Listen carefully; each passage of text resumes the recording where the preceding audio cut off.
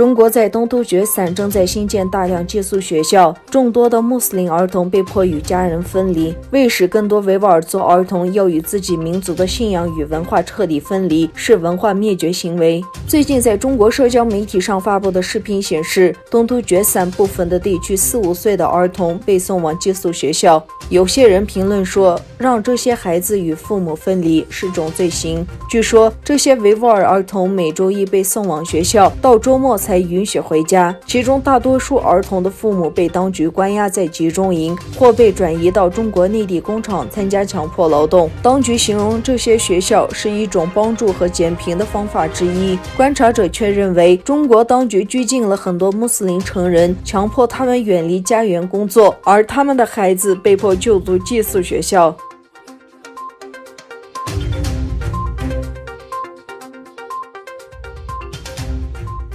美国国际宗教自由委员会4月28日发布2020年度报告，中国等14个国家因其政府参与或容忍系统性、持续的严重侵权行为而被列入特别关注国家。报告有关中国的部分指出，中国宗教自由状况在2019年持续恶化，中国政府通过建立高科技监控体系，包括人脸识别、人工智能等，对少数民族宗教团体进行监控。独立调查发现，90万至180万维吾尔人、哈萨克人和吉尔吉斯人及其他穆斯林少数民族在新疆多达1300个集中营遭到关押，近50万穆斯林儿童被迫与家庭分离。2019年期间，当局还从集中营进一步向各地棉花和建材工厂输送强制劳工。中国各地多达数以千计的清真寺及阿拉伯标语遭当局摧毁。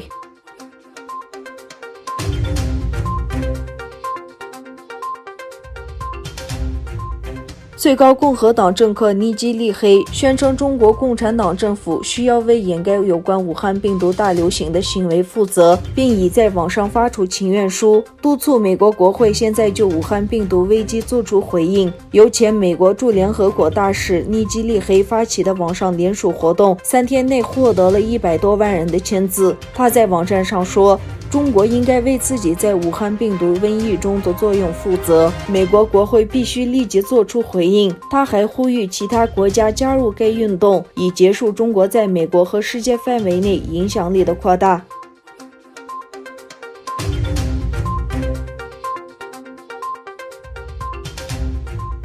中国表示，对印度以有缺陷为由取消为检测武汉病毒而订购的快速检测试剂盒感到担忧。中国驻新德里大使馆发表声明说，我们对印度医学研究理事会做出的决定和评估结果深表担忧。印度卫生部此前发表声明表示，因医学研究理事会的要求，因性能问题，我们取消了从中国购买的快速抗体检测试剂盒订单。据悉，印度目前为止共有969人丧生，感染者人数增至29451人。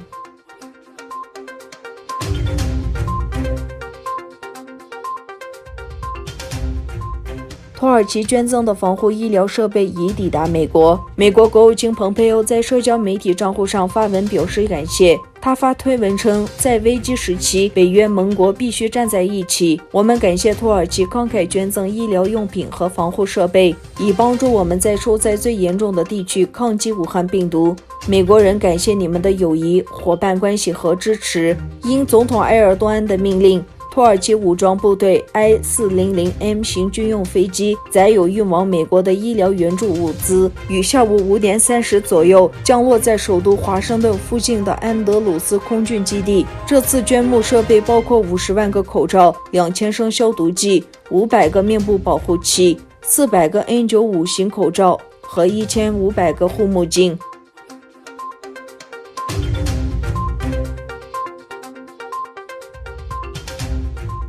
今天是东突厥散独立战争领导人之一的阿勒泰之鹰乌斯曼巴托尔逝世69周年纪念日。乌斯曼巴托尔逝世69周年纪念日。欧斯曼巴托尔在20世纪上半叶与中国和俄罗斯进行了独立斗争，并于1951年4月29日被残酷的中国政权处决。